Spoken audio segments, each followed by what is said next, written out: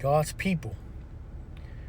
I just want to share real quick. I did a recent video, I think last week, and I was sharing about we have to stop resisting God and start resisting the devil. So, the Lord been dealing with me with that, and I just want to go over a few scriptures. His word, his truth. This is what it's all about. This is what this battle is all about in our lives. And, the world makes good bad and bad good. So I just want to give y'all some truth with some of his scriptures. And let's just jump on into it. I want to jump into Ephesians 6, starting at verse 10. Ephesians 6, starting at verse 10. It says, "Finally, my brethren, be strong in the Lord and in the power of his might. Put on the whole armor of God, that you may be able to stand against the wiles of the devil." So, that's telling us right there that there is a war. There is a spiritual war. You're not exempt. Believers are not exempt. Non-believers are not exempt. We're in a spiritual war, right? So the Lord is telling us to put all that armor on. If you can continue to read in Ephesians, it'll tell you about the breastplate and the helmet, the belt of truth, all these things, right?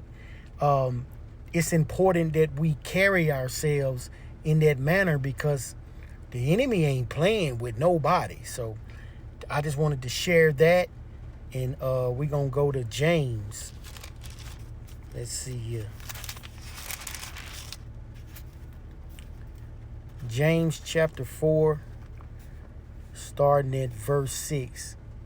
It says, "But he gives us more grace. Therefore, he says, God resists the proud, but gives grace to the humble." Humble yourself. I had to humble myself. I rather you do it than for God to humble you. Trust me, you ain't gonna like it. So humble yourself before the Lord, man. He gives us grace. Every single day we getting grace from the Lord, right? It says, therefore, verse 7, "Therefore submit to God. Resist the devil, and he will flee from you." Submit to God. That's what the word is saying. Submit to him, not the devil. It says resist the devil, and he will flee from you. Draw near to God, and he will draw near to you. See, that's what we keep missing. Like, people be praying to God and be wanting him to do this and want him to do this and that and show up in their lives, but they ain't doing their part. You got to draw near to him. You got to start walking toward him, because everything he's spoken to your life will come to pass if you believe, if you do your part. This is what his words say now, God's people.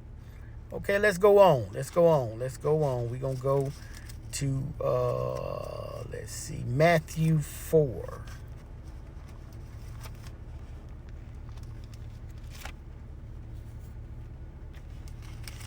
No.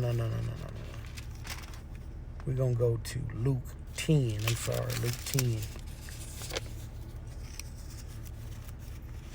Luke 10, starting at verse 18. And this is where Jesus was tempted in the wilderness. And it reads, starting at verse 18, "And he said to them, I saw Satan fall like lightning from heaven. Behold, I give you authority to trample on serpents and scorpions and over all the power of the enemy." And over all the power of the enemy. Who's the enemy? The enemy is Satan. "And nothing shall by any means hurt you." That's what the Lord said. That's what Jesus Christ, the Son of God, said. Let me read that again. "And he said to them, I saw Satan fall like a lightning from heaven.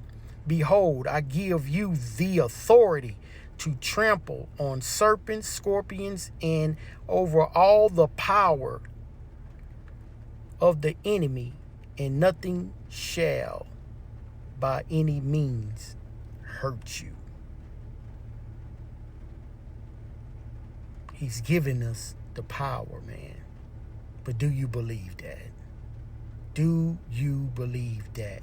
Like, we don't have to deal with unclean spirits. We don't have to be put in certain situations and it's not of God. All you got to do is open your mouth and move in authority and begin to speak to these things and declare and decree, peace in your life in the name of Jesus Christ, the Son. He said that.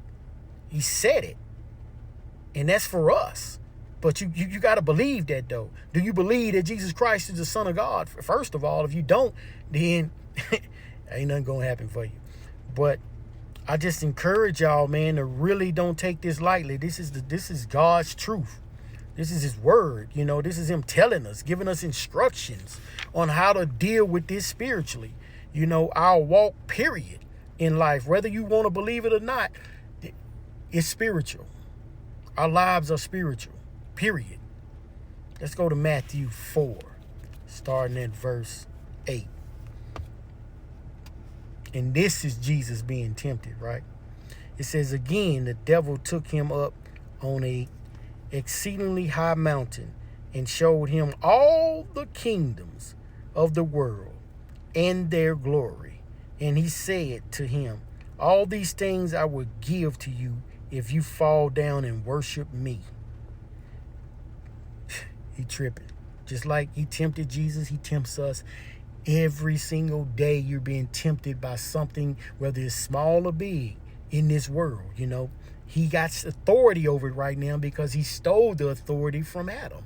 So he has authority to do these things, tempt us. He has the authority to bring sickness and death upon the world, upon God's people, because that's how it is, because he has the authority to do it. So people need to stop blaming God for when somebody dies or something bad happened. That ain't God. That's Satan, because he has authority right now to do it until Jesus comes back. Verse 10 says, then Jesus said to him, away with you, Satan, for it is written, you shall worship the Lord your God, and him you shall serve. So let's stop it, people. Let's stop resisting God and start resisting the devil. Because whatever God has for you in your life, it will come to pass if you stop resisting him, because he got to deal with you first. That's what people don't understand. Like, God is going to deal with you before anything else, just like he dealt with me, and he's still dealing with me. And there's a lot of things he showed me in my life that I did not like, but I gave it to him. I dealt with it and got peace in it. So I'm just encouraging y'all, man, in this season, this season right here ain't no joke. Everything's manifesting fast, whether it's good or bad. Like, line your life up with the Lord. Have everlasting life or perish. God bless y'all. I love y'all.